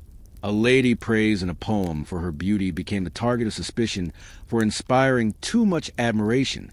Her role as muse turned against her. She could inspire safely only as long as she never acted. Be the flame, but never burn. That was the impossible demand. So castles became traps of irony. Feast halls rang with songs of romance, while dungeons filled with those accused of living it. Chapels rang with vows of fidelity, while rumors of betrayal dripped from every corner. The culture couldn't get enough of love and art, but treated it as poison in reality. Let's pause and really imagine it. You're a knight, alone in your chamber. You've written a poem for your lady. You tuck it under your pillow, reading it one last time before sleep. The words are innocent, just admiration, just longing. And yet, if anyone finds it, that poem could kill you. Now picture the lady. She tucks the note into her gown. Her heart flutters. But the next day, it slips from her sleeve in the wrong place, at the wrong time. It's picked up. Read aloud, and everything unravels. That's how fragile love was. That's how dangerous it had become. And so, the fantasy sharpened into fear. The troubadour's dream transformed into the court's nightmare. Songs of devotion became warnings of betrayal. Love itself, the most human of instincts, was recast as rebellion. This was a turning point. The moment when culture and politics collided. When fantasy and paranoia danced together, each fueling the other. The poets kept singing. The courts kept punishing. And in between real people, queens, knights, lovers paid the price. That's the world we're left with at the end of this chapter. A world where art celebrated love, but politics condemned it. A world where poems became evidence, and devotion became treason. And it leaves us with a chilling thought. In the Middle Ages, to dream of love was to risk your life. To live it was to guarantee your doom.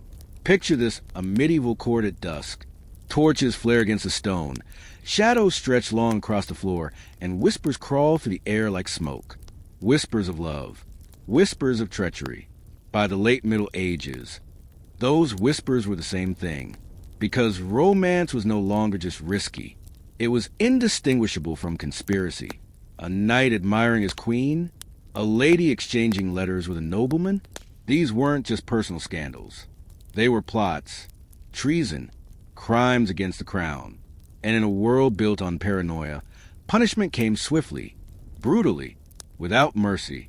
Imagine a knight exiled for nothing more than rumor. No trial, no proof, just a murmur that his loyalty to the king had turned into longing for the queen. Gone. Land stripped, title revoked, his name a stain whispered only in warning. Or a noble woman, young, vibrant, daring to dream of passion. One whisper too many, and she's locked in a convent for life. Her hair shorn, her jewels stripped, her laughter silenced behind cold stone walls. And then there were the men tortured into confessions, dragged into dungeons, stretched on racks, broken until their words matched the suspicions. Love letters read aloud as evidence. Tokens of affection displayed as proof of treason. Guilty? Innocent? Who cared? In the eyes of power, the accusation was enough. That's how far the world had fallen. Romance wasn't personal. It was political. It wasn't freedom. It was betrayal. It wasn't love. It was conspiracy. And here's the chilling part. No one was safe. Suspicion hung over everyone like a noose. Queens watched every word, every gesture, every smile. Knights lived in fear of admiration, mistaken for desire. Courtiers schemed, eager to twist rumors into weapons. Because in this game, accusing someone else was safer than being accused yourself. The atmosphere was suffocating. Picture it. Every banquet trap, every corridor an ambush of gossip, every chamber echoing with questions. Who met whom? Who lingered too long? Who looked at whom across the hall? Love became a battlefield, but one without swords. The weapons were whispers. The armor was silence. And the casualties were countless. Let's not forget, punishment wasn't just harsh. It was designed to terrify. Knights accused of passion didn't just lose their honor. They lost their lives, often publicly. Their deaths a warning carved into the memory of the crowd. Noble women accused of indiscretion weren't merely punished. They were erased, locked away, forgotten, their existence reduced to a cautionary tale. And every execution, every exile, every ruined name reinforced a message. Love equals betrayal. But here's the irony. The harsher the punishments, the more irresistible the temptation. Desire doesn't vanish under fear. It festers. It grows in secret. And the tighter the chains, the more people dream of breaking them. So the paranoia deepened. Every night, carrying a lady's favor into battle, maybe he was proving loyalty. Or maybe he was flaunting treachery. Every poem praising a noble woman's beauty, maybe it was art. Or maybe it was code. Love itself became suspicious. Think about that. The most natural of human instincts twisted into treason. And the courts leaned into it. Because suspicion was useful. Accusing someone of passion was an easy way to bring them down. No need for evidence of rebellion or plots. Just suggest an affair, and suddenly your rival is branded a traitor. Convenient, wasn't it? The paranoia spread like wildfire. Kings who feared betrayal saw conspiracies everywhere. Courtiers eager for power whispered lies into hungry ears. Enemies used love as a weapon sharper than any sword. And in this poisoned atmosphere, no one could breathe. Picture the dread. A knight summoned at midnight, accused of loving too boldly. A noble woman dragged from a feast, her laughter silenced as guards seize her arms. A poet's verses read aloud as confession, twisted into proof of treachery. The suspense was unbearable, because anyone at any time could be accused. And once accused, you were already guilty. That's the terror of this world. Love wasn't just dangerous. It was a loaded dice game. You never knew when the wrong word, the wrong glance, the wrong rumor would destroy you. So people lived cautiously. They smiled less. They whispered less. They dreamed less. But they never stopped entirely. Because the heart, even under threat, doesn't die so easily. And that tension between longing and fear, between desire and danger, created a world that was ready to explode. Because here's the cliffhanger. If love itself had become conspiracy, what happens when that conspiracy spreads? What happens when secret affairs turn into secret alliances? When whispered devotion turns into whisper rebellion? The stage is set. The whispers are louder. The paranoia sharper. The punishments crueler. And soon, romance will no longer be whispers in the dark. It will be fire in the open. Because in the Middle Ages, when love and treason became the same word, rebellion was inevitable. Picture a torchlit square. The night is alive with the sound of murmurs, footsteps, and the crackle of fire being coaxed to life. At the center stands a wooden pyre, pile high, its rough beams soaked with pitch. And tied to the stake, trembling, eyes wide with terror, is not a thief, not a murderer, not some hardened criminal, but a lover. This was the climax of forbidden romance in the Middle Ages. Not a ballad, not a happy ending, but fire. Because when whispers of passion turned into accusations, the punishment wasn't exile. It wasn't a fine. It was often death. And not quiet, not hidden, not merciful. No, it was turned into theater. Crowds gathered to watch. Nobles leaned from balconies. Priests lifted crosses. And the people, peasants, merchants, children, pressed shoulder to shoulder, waiting for the spectacle. They weren't celebrating romance. They were watching its erasure. Take the case of royal mistresses accused of adultery. For the king, taking a lover was politics. For her, it could be a death sentence. Women tied to power were treated like kindling, useful in private, disposable in public. And when they fell, they burned. It wasn't always literal flames. Some were beheaded, others hanged. But the symbolism was the same. Passion turned into ashes. Love reduced to nothing but smoke drifting in the wind. And here lies the hypocrisy. The church thundered from pulpits about purity, about holy marriage, about God's sacred design. But behind the walls of monasteries and courts, everyone knew the truth. Priests broke vows. Bishops took mistresses. Nobles traded spouses like coin. Yet, when a woman strayed, when she dared to follow her heart instead of her duty, suddenly, morality came roaring down like a hammer. Suddenly, the firewood was stacked. Pause and imagine the dread. You are a young noblewoman, accused, maybe truly guilty, maybe not. You're marched into the square. The crowd hisses.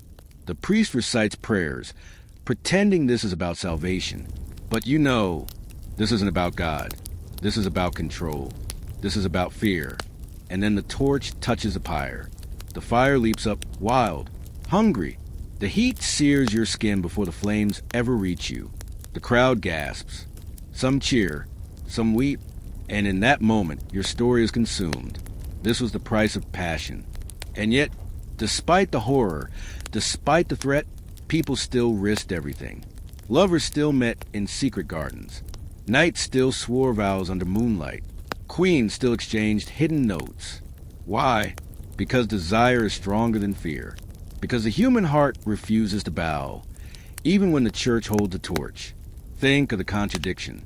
The same society that adored tales of Tristan and Isolde, of Lancelot and Guinevere, punished its real-life lovers with fire. Stories of burning devotion were recited in castles, while burning bodies lit up the town squares. That's the cruelty. That's the spectacle. And executions weren't just punishments. They were warnings. Each pyre was a message written in flame. Don't try this. Don't defy us. Don't love outside the lines we draw. But let's be honest, did it work? Of course not. If anything, the fire only made forbidden love burn brighter. Because the more you forbid desire, the more irresistible it becomes. That tension made the Middle Ages a powder keg. Picture the hypocrisy again. A king strays with impunity, his sins cloaked in robes of power. A priest preaches chastity by day and sneaks into a mistress's bed by night. Yet a queen accused, sometimes falsely, sometimes politically, ends up in chains, her hair shorn, her dignity gone. Love was never equal. Love was never safe. And still, people whispered. Still, they wrote letters. Still, they risked. Because what's life without desire? What's existence without fire of another kind? The fire of passion. That's what makes these executions so chilling. They weren't just about punishing individuals. They were about terrorizing everyone else. They turned love into a public crime scene. Imagine being in that crowd. The smoke chokes your throat. The screams echo in your ears. And yet, you can't look away. Because this isn't just death, it's theater. It's morality as spectacle. And people learn from it. They learn to hide their feelings. They learn to keep their passions locked behind stone walls.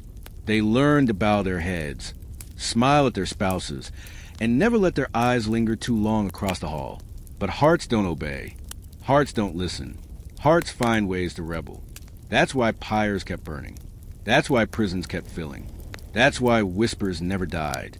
Because for all the church's fire, for all the king's swords, for all the fear, passion lived on.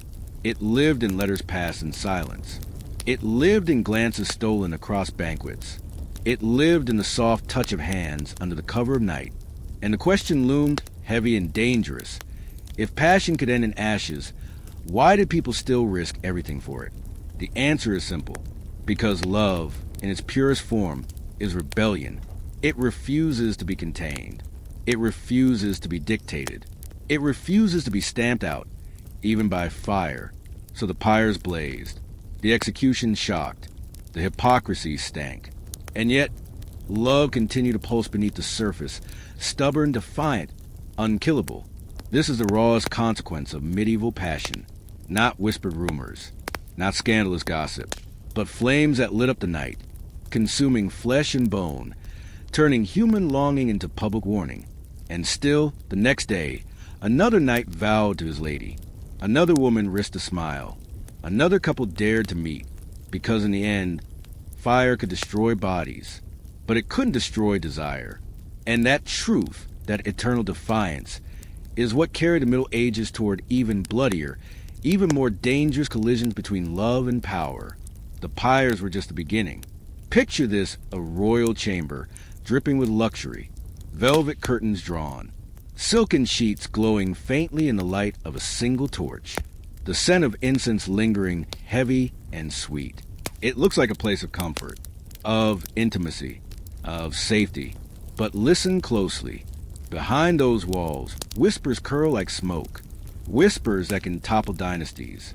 Because here in the private sanctuaries of kings and queens, betrayal was not just personal, it was political. Every touch, every glance, every hidden letter had the power to unravel kingdoms. And those silken sheets, they hid more than passion. Sometimes they had daggers. Take the queens accused of disloyalty. A queen's love life wasn't her own. It was a matter of state.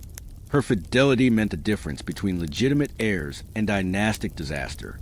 A child born of suspicion could plunge an entire kingdom into chaos. So when a queen was rumored, only rumored, to stray, the court shook. Nobles took sides. Priests fumed. Enemies circled like wolves. Imagine the paranoia. A king walking into his chamber, staring at his queen with doubt gnawing his heart. Does she smile too warmly at that night? Did her hand linger too long in the dance? Are those flushed cheeks from laughter or from secrets? And the knights? Ah, the knights!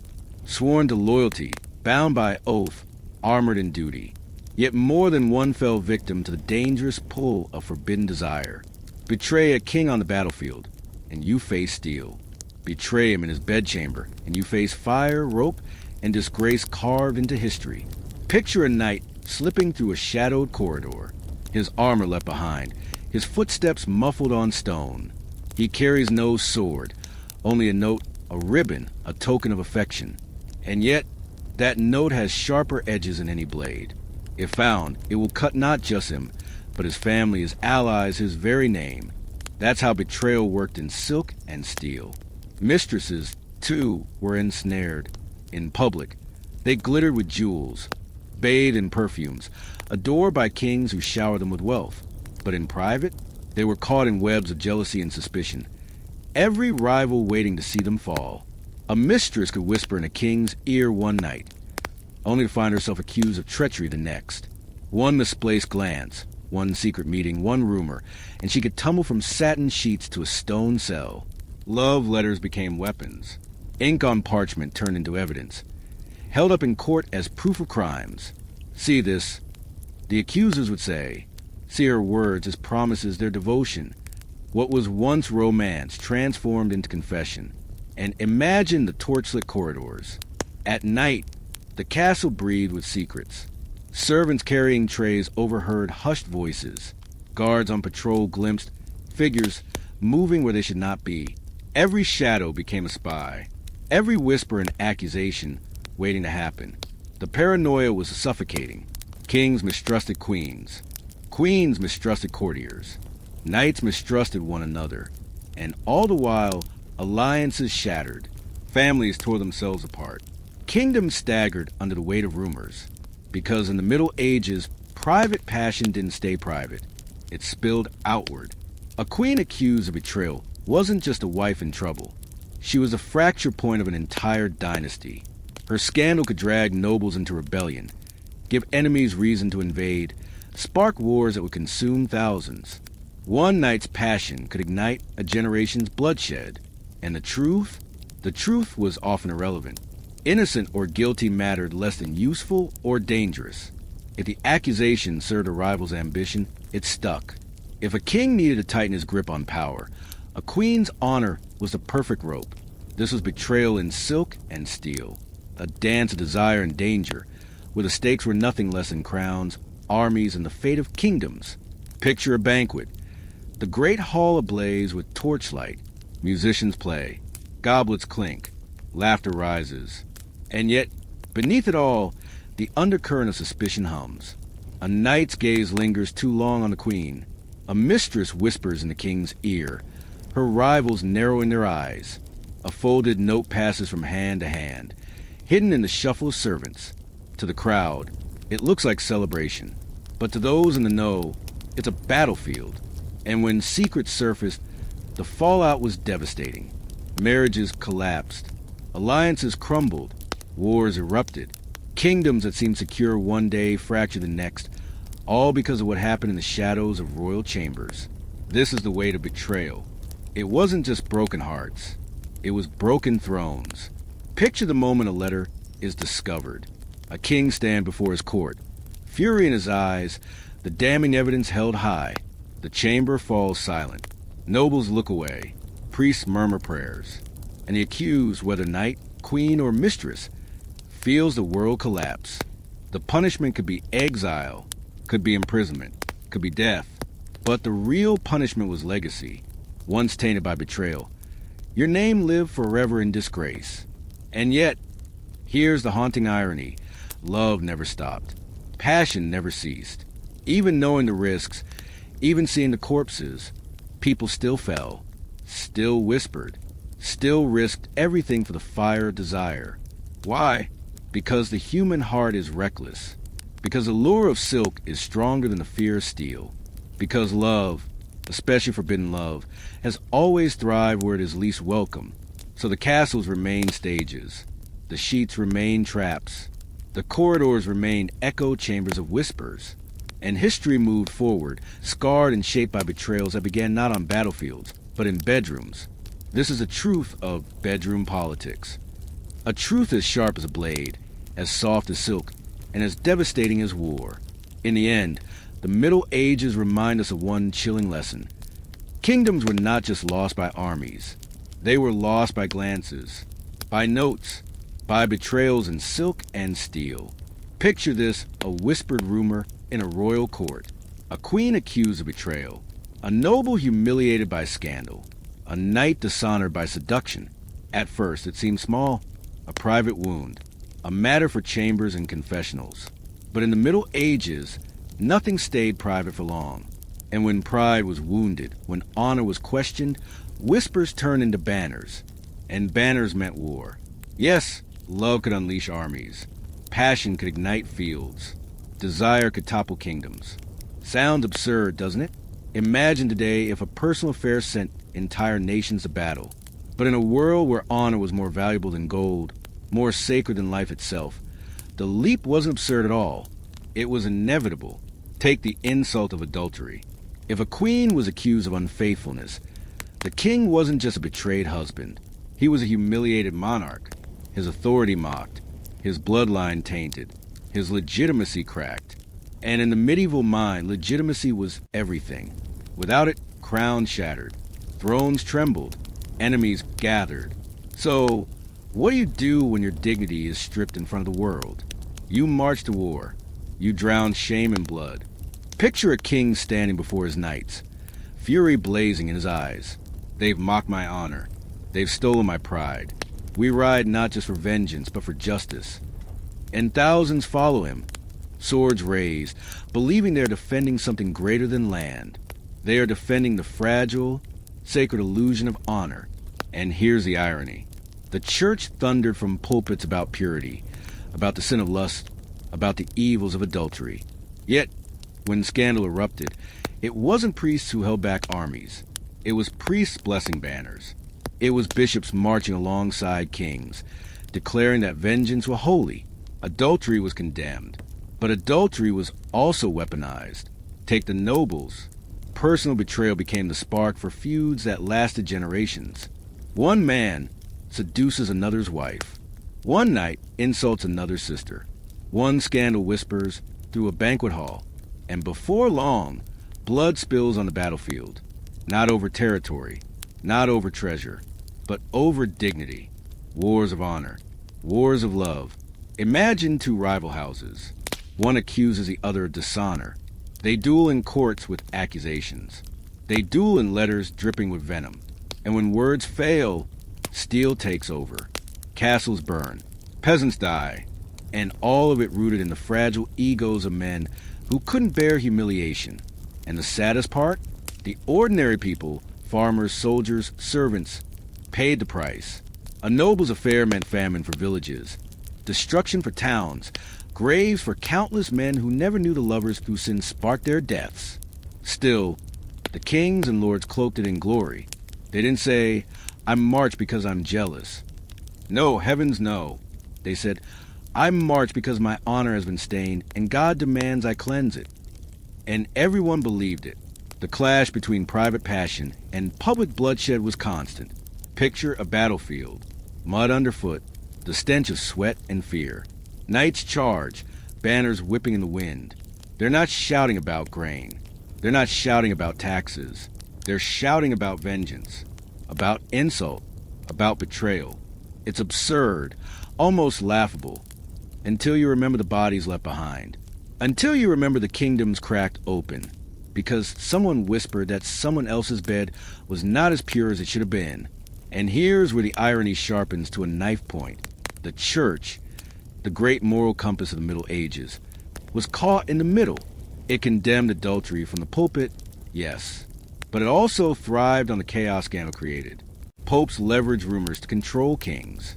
Bishops blessed wars fought in the name of bruised pride. And monasteries fattened on the spoils of noble feuds. So much for purity. Wars of honor didn't just scar the battlefield. They scarred the map of Europe. Alliances collapsed. Dynasties fractured. Borders shifted. All because private passion spilled into public vengeance. Picture again. A queen accused. Her supposed lover executed. The king, enraged, summons allies. An enemy kingdom, sensing weakness, seizes a chance to strike. Suddenly, what began as rumor in a bedchamber erupts into a war that consumes thousands. This is how fragile the Middle Ages were. One whisper could burn a village. One rumor could topple a dynasty. And yet, honor demanded it. Because in a world without modern courts, without social media, without press conferences, the battlefield was a stage where reputation was restored. If someone questioned your dignity, you answered not with words, but with steel. Imagine the irony. A nobleman loses his wife to scandal. He could swallow his pride. He could endure the whispers. But instead, he summons men, arms them with swords, and plunges his lands into war. All because he cannot bear to be laughed at. Laughable? Maybe to us. But to them, unbearable. And so love became a fuse. Honor became the powder keg. And war the explosion. We often think of war as cold, calculated, strategic. But in the Middle Ages, it was often emotional, personal, impulsive. The rage of a king, the wounded pride of a noble, the humiliation of a cuckold. These things matter just as much as gold, as land, as crowns. Wars of honor, wars of love. And the question lingers, heavy and uncomfortable. How much blood was spilled not for faith, not for conquest, but for bruised egos wrapped in silk sheets? The answer is chilling. Too much. And yet, the pattern repeated. Again and again, across kingdoms and generations, private betrayal sparked public wars. Scandals bled into politics. Desire cracked the foundations of power. An entire nation staggered under the weight of wounded pride. This is the bridge we cross here. From personal passion to political catastrophe. From whispers in dark chambers to armies marching in daylight. From love stories that should have ended in sighs and tears to tragedies that ended in smoke and blood. The Middle Ages remind us of one brutal truth. In a world obsessed with honor, love was never just love. It was a spark, a weapon, a reason for war. Picture this: the castle on a quiet night. Moonlight spilling across the battlements. A king asleep in his chamber, dreaming of power, dreaming of eternity.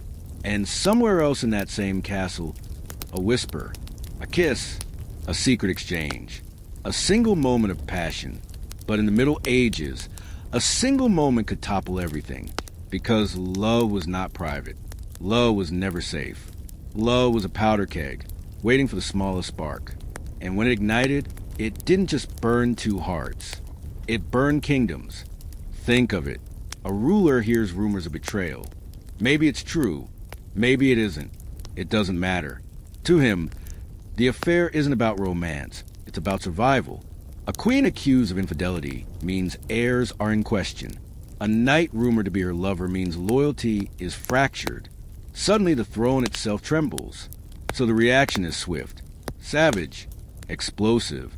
One last straw was often enough to bring a dynasty crashing down. A king already insecure, already paranoid, hears whispers of love in his court, and with fury boiling, he lashes out. Executions, imprisonments, wars, all sparked by something as fragile, as intimate as desire. The irony is almost unbearable. Troubadours sang of loyalty, of devotion stronger than steel. They filled banquet halls with verses about love conquering all. But outside the poetry, real love didn't conquer kingdoms. It destroyed them. Picture a queen, adored in song, yet condemned in life. A knight praised for valor, yet executed for loyalty twisted into passion. A mistress showered with jewels, then cast aside and branded traitor when politics shifted. Every story, every scandal, every execution proved the same truth. Romance was not romance. It was rebellion. It was danger. It was a fuse beneath the throne. And rulers knew it. That's why their punishments were so brutal. Not just to kill lovers, but to terrify everyone else. To make sure no one forgot that passion equals peril. Imagine the scene. A public execution. The crowd gathered. The accused dragged into the square. Not a rebel leader. Not a foreign spy. But a woman who dared to love. Or a knight who dared to admire. The punishment wasn't just for them. It was a message carved in fire. This is what happens when love threatens a crown. And yet, despite the terror, despite the warnings, people kept risking it. They kept whispering. They kept writing letters. They kept meeting in gardens and corridors. Because desire doesn't die in fear. If anything, it thrives. That's what made the Middle Ages so volatile. Every castle, every court, every royal chamber was a tinderbox. One careless glance, one intercepted note, one rumor, and everything exploded. Picture the torchlit corridors of a palace. Servants scurry, nobles gossip. Somewhere, a love letter slips from a sleeve and lands in the wrong hands. Suddenly it's not a letter, it's a weapon. By morning, the king is raging. By nightfall, blood is spilled. That's how fragile power was. That's how fragile love was. And rulers, for all their power, lived in dread of it. Kings fear betrayal, not just in war, but in bed. Queens fear that a single accusation could end their lives. Knights fear that devotion could be twisted into treason. The powder keg was always there, hissing beneath the surface. What's striking is how often love became the excuse. A ruler already itching for war might seize on a scandal as justification. They insulted my honor. They mocked my crown. They corrupted my queen. Behind those words was politics, ambition, greed. But love? Love was the spark that made it all seem righteous. And so banners rose. Armies marched, all in the name of defending pride. Think about the weight of that. Thousands dying not because of land, not because of conquest, but because someone's honor was bruised in the bedroom. It sounds absurd to us, but to them, it was deadly serious. And the troubadours kept singing. Their verses painted love as noble, as divine. Songs of knights riding for their ladies. Songs of loyalty unbroken. But for those who actually lived it, the outcome was rarely divine. It was dungeons. It was gallows. It was war. That's the cruel irony. The culture praised the ideal, while reality punished the act. Picture the contradiction. A hall filled with music praising devotion, while outside in the square, a woman burns for loving too freely. Romance is fantasy. Romance is death sentence. And yet, this is what gave the age its explosive energy. The tension between dream and reality, between song and sword, between silk and steel. The Middle Ages were not just shaped by armies and politics. They were shaped by passion, by desire turned dangerous, by whispers that set kingdoms on fire. And the sense of dread never faded, because everyone knew the truth. Love was the most unstable force in the medieval world, stronger than alliances, stronger than treaties, stronger even than crowns. It was the powder keg beneath the throne. And when it blew, it didn't just scar lovers. It scarred history. Think of the families torn apart, dynasties shattered, wars ignited, entire nations destabilized because of affairs that began in silence and ended in blood. This is where the climax leaves us. not with resolution, not with comfort, but with awe and with dread. Because if something as intimate as love could topple kings, what else could survive? The stage is set for reflection, for sobering truths, for the final irony that the Middle Ages, the era that gave us the most romantic myths, was also the era where romance was most dangerous. And that's the story. Romance is the powder keg, always waiting, always ready, always one whisper away from explosion. Picture this: a knight kneeling before a lady, his head bowed, his hand on his heart. He swears loyalty.